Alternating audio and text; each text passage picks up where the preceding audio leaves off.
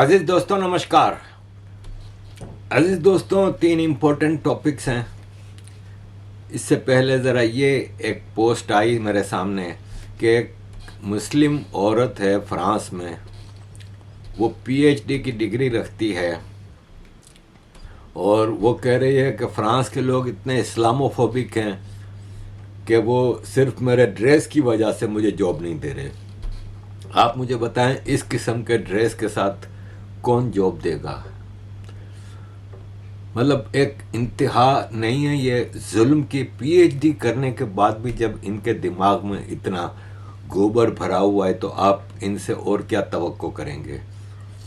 अजीज दोस्तों, बांग्लादेश में 1 lakh garment workers जो हैं वो अपनी जॉब खो चुके हैं क्योंकि फैक्ट्रियां बंद हो रही हैं, इकोनॉमी डाउन है। हसीना वाजिद के बाद का पीरियड 1-1.25 साल का बांग्लादेश के लिए तबाही और बर्बादी के अलावा कुछ भी नहीं बचा है। और जो लोग कह रहे हैं कि वहाँ पे माइनॉरिटीज़ महफूज नहीं हैं, तो of course minorities Pakistan Bangladesh में महफूज नहीं हैं, लेकिन वहाँ मेजॉरिटी का भी क्या हाल है ये आप अच्छी तरह जानते हैं। बांग्लादेश को टेक ओवर कर लिया है इस्लामिक एक्सट्रीमिस्ट ने। ये अपनी आइडेंटिफिकेशन, अपनी ओरिजिन से बेखबर हो गए हैं। इनके ऊपर जिन्होंने जुल्म किए आज ये इनके गुण गा रहे हैं। हद नहीं हो गई कि इससे ज़्यादा इंतहा क्या होगी कि जिसने पाकिस्तानी फ़ौज ने और पाकिस्तानी मुल्लाओं ने जिसने इनके ऊपर जुल्म और बर्बरियत की एक दास्तान लिखी थी और जिसने इनको बचाया, अल्लाह ने नहीं बचाया। अल्लाह तो तमाशा देख रहा था जब बंगाली औरतों का रेप हो रहा था और बंगाली आदमियों का कत्ल हो रहा था, जब शलवारें नीची कर कर के देखा जा रहा था कि कौन हिंदू और कौन मुस्लिम है, तब अल्लाह तो तमाशा देख रहा था। ये हिंदुस्तान की फ़ौज थी, हिंदुस्तान की सरकार थी जिसने इनको बचाया। अजीज दोस्तों, उस्मान हादी के कत्ल के हवाले से पूरा भारत के खिलाफ एक प्रोपेगेंडा रचाया गया और एंड ऑफ द स्टोरी ये रही कि भारत के ऊपर इल्ज़ाम लगाने वालों को अब मुंह की खानी पड़ी है, क्योंकि एक इस्लामिस्ट ने ही इस उस्मान हादी का कत्ल किया है। एक इंटरनेशनल न्यूज़ एजेंसी के मुताबिक बांग्लादेश पुलिस ने अदालत में बताया है कि सेंट्रल क्रिमिनल जो इसमें नॉमिनेट किया गया है उसका नाम है फैसल करीम मसूद, जो कि एक बांग्लादेशी है, और पुलिस ने शूटर के तौर पे फैसल करीम मसूद और एक और आदमी आलमगीर शेख को सपोर्ट के तौर पे नॉमिनेट किया है। पुलिस ने एविडेंसेस अदालत में दिए हैं और उसकी बुनियाद पे फैसल और दूसरे मुजरिम का पासपोर्ट कैंसिल कर दिया गया है और सारे एयरपोर्ट्स और सिक्योरिटी पोर्ट्स को अलॉट कर दिया गया है कि इन दोनों को किसी सूरत बांग्लादेश से बाहर ना जाने दिया जाए। अभी तक ये लोग गिरफ्तार नहीं हुए, लेकिन पुलिस ने कहा है कि ये भारत रवाना हो सकते हैं, फरार हो सकते हैं। अजीज़ दोस्तों, ये है कि काफ़ी इसमें कंट्रोवर्सीज़ हैं और नज़र ये आ रहा है कि इसमें हो ना हो पाकिस्तान की आईएसआई इस किस्म के कामों के लिए बड़ी मशहूर है, हो ना हो इसमें पाकिस्तान आर्मी शामिल होगी। अजीज़ दोस्तों, रशिया के जो एम्बेसडर हैं भारत में बांग्लादेश में, उन्होंने अभी एक प्रेस कॉन्फ्रेंस की। अलेक्जेंडर ग्रिगोरवेच को खोजिन ने प्रेस कॉन्फ्रेंस में बताया कि बांग्लादेश वाले क्यों भूल जाते हैं इतनी जल्दी कि 1971 में इसी इंडिया ने इन लोगों को बचाया और बांग्लादेश को आज़ाद कराया, जिस इंडिया के खिलाफ आज ये सड़कों पे नाच रहे हैं। We do not comment the specific relationship which has already been created between the two nations, Bangladesh and India. But of course, we are monitoring this situation because this is important for both countries and for the region also, for South Asia also.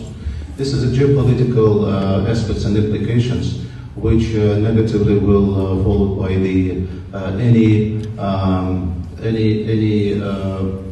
not result-oriented attacks. We read the statement of the South Bloc. We read the statement of the interim government and the foreign advisor of Bangladesh. You know, two sides and the stakeholders, they are trying to find the balanced way so that to reduce this tension as soon as possible. You know, we cannot choose our immediate neighbors. We have the problem, we experience our problem with Ukraine, which is, of course, a matter of concern for us. And of course, we share our concerns regarding the situation here also, I mean the geopolitical situation. The sooner you reduce the tension, find a way for reducing this tension with India, the better.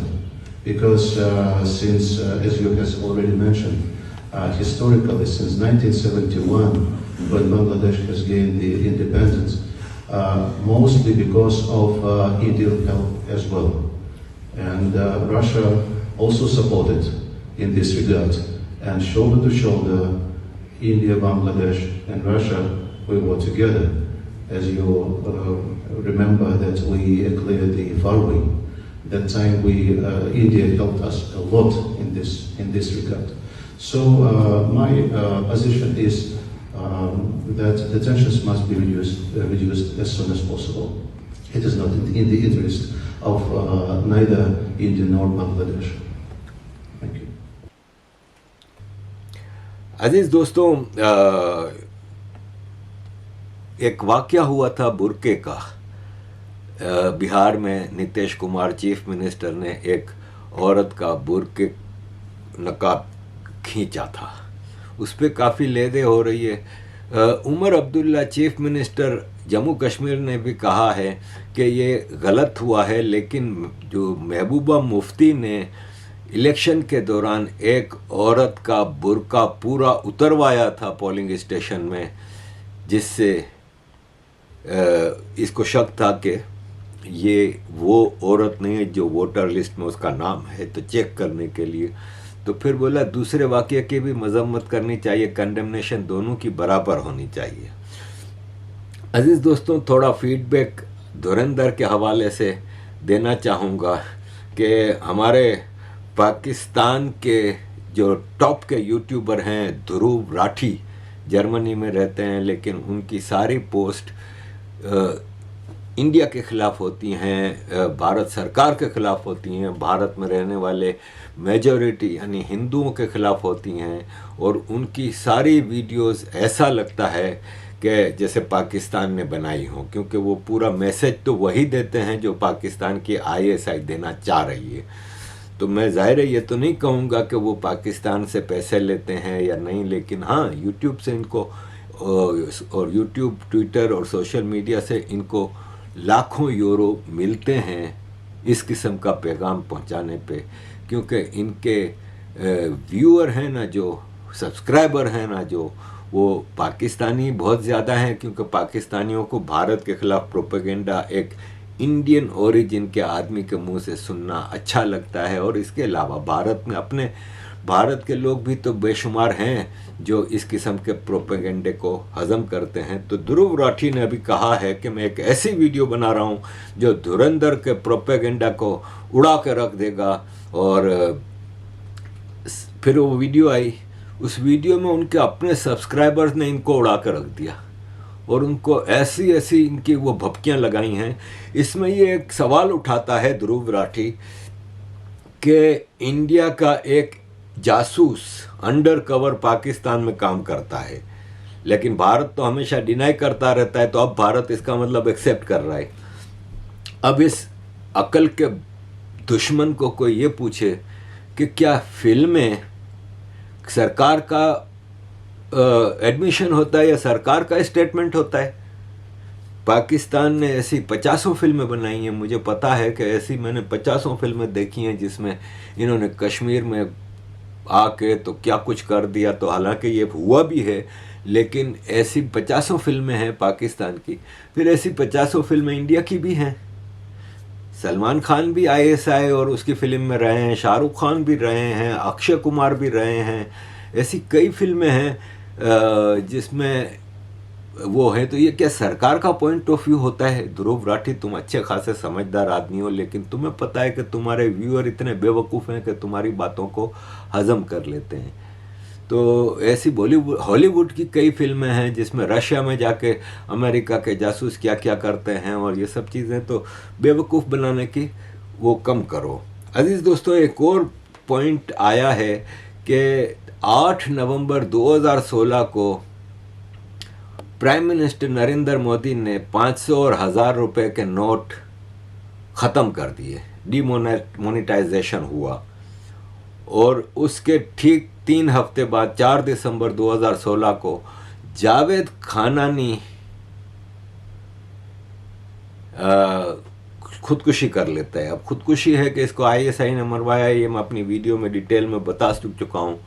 लेकिन जाहिर है जावेद खानानी और अल्ताफ़ खानानी का इतना ही role था जो इन्होंने India में नकली नोटों की भरमार करनी थी। इसके बाद इनकी ज़रूरत नहीं रही तो इनको फारिग करना ज़रूरी था।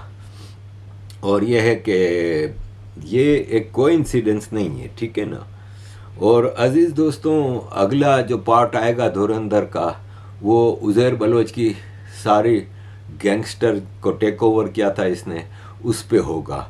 अजीज़ दोस्तों, मैं आपको अपनी वीडियो में धुरंधर के हवाले से बता चुका हूँ कि उज़ैर बलोच का एक कज़न जो था, वो कज़न था या भाई था, वो लंदन में रहता है, जिसने मुझे मिला भी था और मुझे ISI से डील करने का भी कहा था और मेरी मुलाकात कराई थी ISI के एक इस्लामाबाद से आए हुए आदमी से।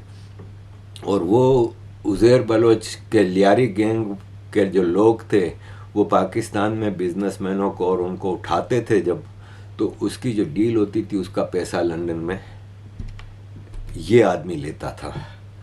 और इसने अभी इंटरव्यू देने शुरू किए हैं धुरंधर के हवाले से।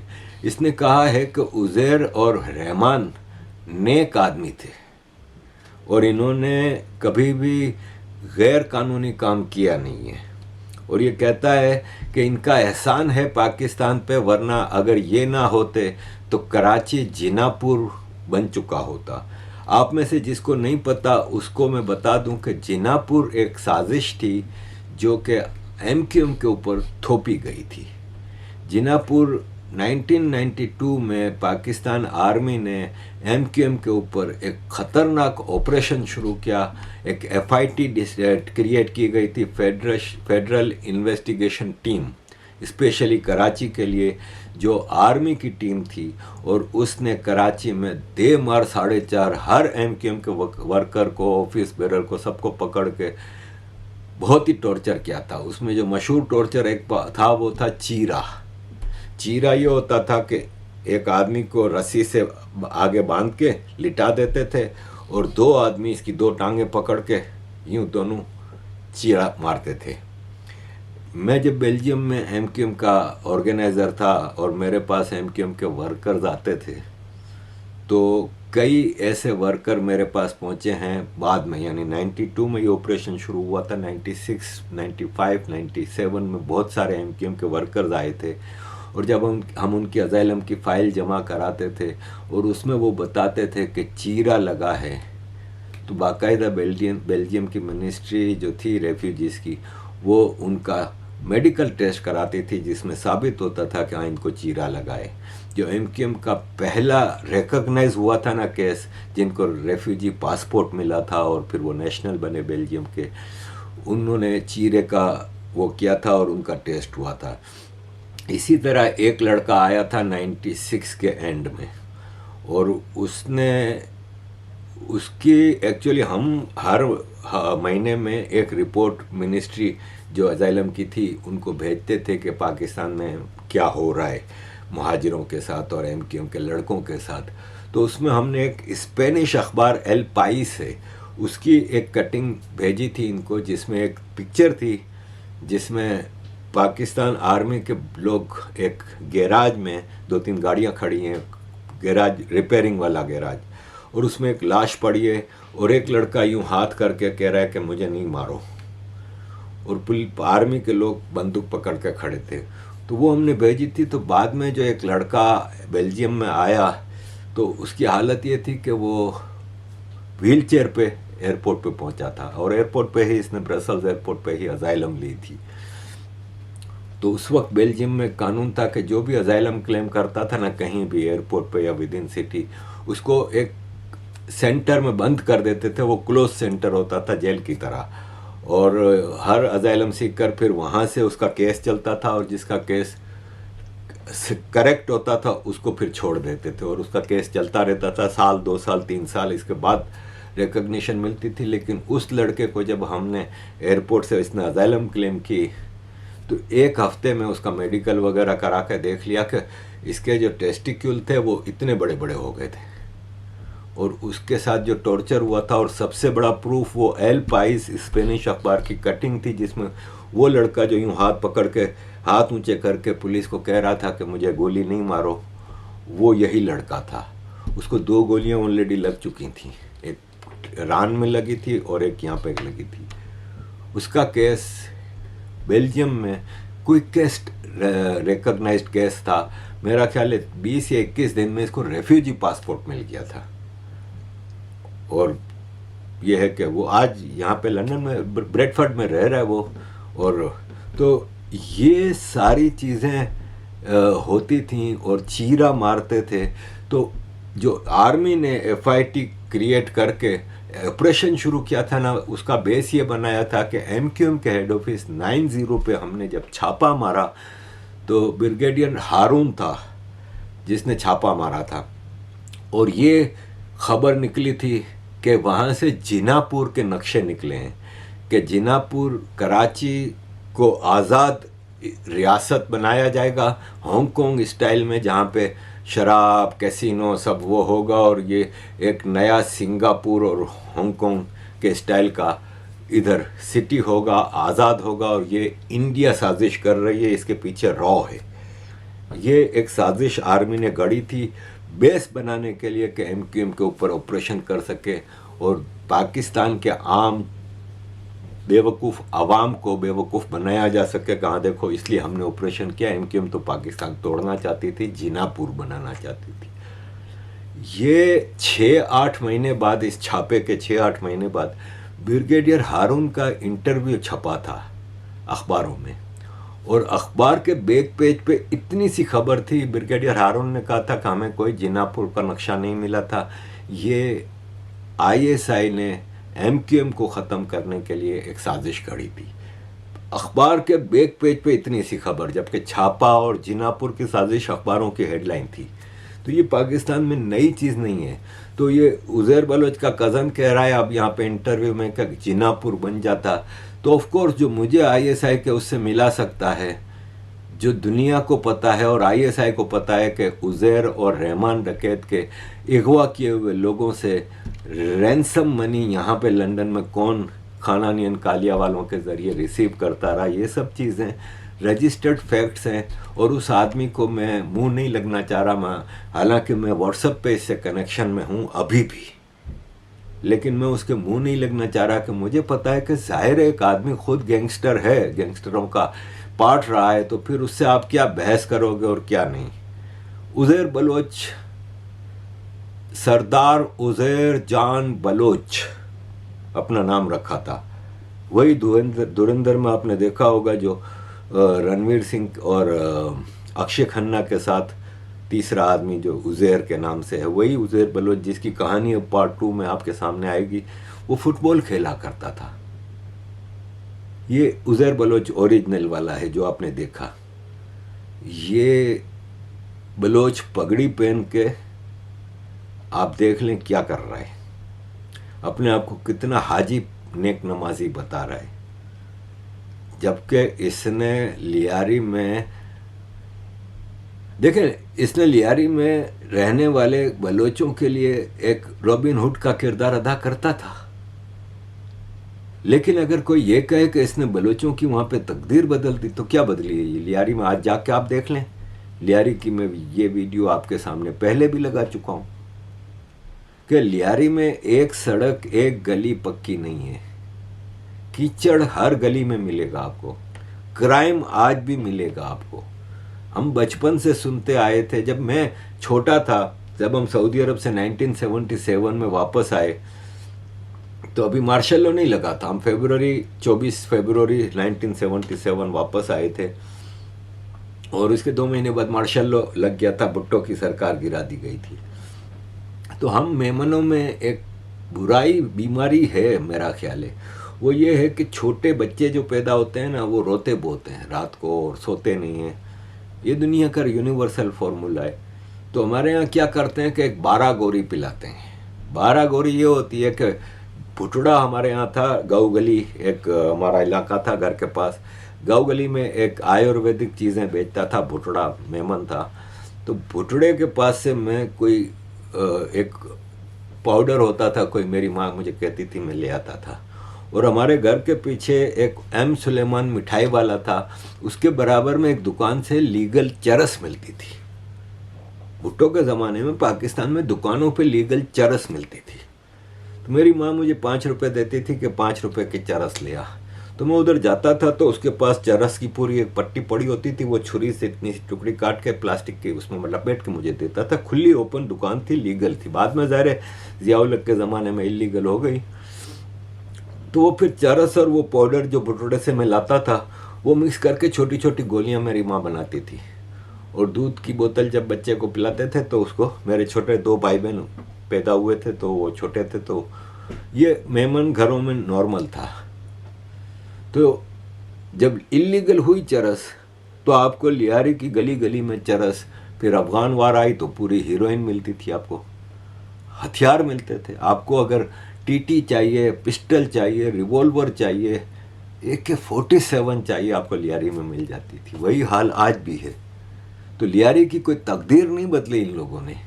हाँ, इनके अपने जो वर्कर थे क्रिमिनल, जो इनकी क्रिमिनल एक्टिविटीज़ का ईंधन थे, जो इनकी क्रिमिनल एक्टिविटीज़ की टीम थी, उनकी ज़िंदगी बदली। तो ये तो दुनिया में हर जगह होता है। आम लियारी वालों की क्या तकदीर बदली? मुझे कोई दिखा दे कि लियारी का क्या हाल है और लियारी के आम आदमी का क्या हाल है। एजुकेशन आम की क्या वहाँ पे कोई लियारी के लोगों ने एक्स्ट्रा ऑर्डिनरी एजुकेशन हासिल की, वहाँ से स्कॉलर निकले सारे, PhD और ये सब किया, हेल्थ फैसिलिटीज़ वहाँ पे बनाई, कोई बड़े बड़े हॉस्पिटल बनाए, क्या क्या अरबों रुपया लूट के वो जो इसका कज़न यहाँ लंदन में रह रहा है, महल में रह रहा है, कहाँ से आया पैसा इन लोगों के पास? तो ये है कि ये कहानी है लियारी की, और मैं कुछ अपडेट आपके सामने रखना चाह रहा था। अजीज दोस्तों, तीसरा टॉपिक अब अगली वीडियो में, इसलिए कि तीसरे टॉपिक के लिए फिर वीडियो लंबी हो जाएगी। थैंक यू वेरी मच अजीज दोस्तों for all your support, kindly keep supporting. इस सिलसिला गुजार रहे हैं अच्छा, अपना। आप लोग जानना चाहते हैं आपकी सोर्स ऑफ इनकम क्या है, क्या कमाते हैं आप, कितना कमाते हैं आप? देखो, मैं अल्हम्दुलिल्लाह मैं एक ट्रांसपोर्टर हूँ और मेरी ज़रूरी ज़मीनें भी हैं, और मैं दुबई में स्क्रैप का भी कारोबार है मेरा, और अल्लाह का शुक्र है मैं पैदाइशी लैंड लाभ हूँ और ना के हाथ से। मैं इंशाल्लाह लियारी के किसी घर में पीने का पानी नहीं है और आपने यहाँ पानी की दुकान लगाई हुई, ये कुछ तजाद नहीं है? आपके अल्हम्दुलिल्लाह घर से बाहर एक बिल्कुल डिफरेंट दुनिया है, वहाँ भूख है, नंग है, अफलास है, और यहाँ आप अपने पूरे तम तराक और जाहो जलाल के साथ मुग़ल बादशाह बने बैठे हैं। ये कुछ अजीब सा नहीं है? नहीं, ये तो हम अल्लाह ने मुझे दिया हुआ ये चीज़ें, और ये चीज़ें मैं अपने अवाम के साथ बांट रहा हूँ। कहाँ बांट रहे हैं आप? तो मेरे साथ बैठे हुए इंटरव्यू दे रहे हैं। आप चले, मैं गरीब आपको भी मैंने आपके घर के बाहर नहीं देखा जो वहाँ पे बैठा हुआ खाना ले रहा हो। आप चले मेरे साथ, मैं आपको दिखा देता हूँ कि अवाम को मुझसे कितनी मोहब्बत है और मैंने कितना उनको किया है। मैं एक मस्जिद में ऐलान करूँ, आप देखें कि लोग सारे निकल आएंगे। मैंने उनके साथ हर दुख दर्द में शरीक हुआ हूँ, चाहे भूख हो, चाहे पानी का मसला हो, चाहे हमारे तरक्याती मसला हो, चाहे हमारे रोज़गार का मसला हो, या हमारे कोई भी मसले मसाइल हो। आज आपने मुझे डॉन कहा, जो दूसरे भी मुझे डॉन कहते थे, आज आपने भी कहा। ये अवाम के खिदमत करने का मुझे ये नतीजा मिला है डॉन बनने का। अच्छा, इस डॉन ने, उज़ैर बलोच ने आज तक खुद कितने कत्ल किए? मैंने एक चूंटी भी नहीं मारा है, ये कत्ल करने वाले वो लोग हैं। ये आप वाहिद डॉन होंगे दुनिया की तारीख में जिसने आज तक चोटी भी नहीं मारी। राम गोपाल वर्मा की फिल्में देखते हैं? मैंने कत्ल किया है अवाम के रोजगार के मसले में, आवाज उठाया, वो मैंने कत्ल किया था। मैंने अवाम के लिए जद्दोजहद किया, हॉस्पिटल सही किए अपने लियारी के लिए। अगर ये कातिलों में ये मैंने कत्ल किया है या गरीबों के लिए आवाज उठाया, अगर ये कत्ल है तो इसमें मैं अगर फिर उस कत्ल में शरीकदार हूँ कि अगर गरीबों की मदद करना, गरीबों के साथ मिलना अगर कातिल कहा जाए।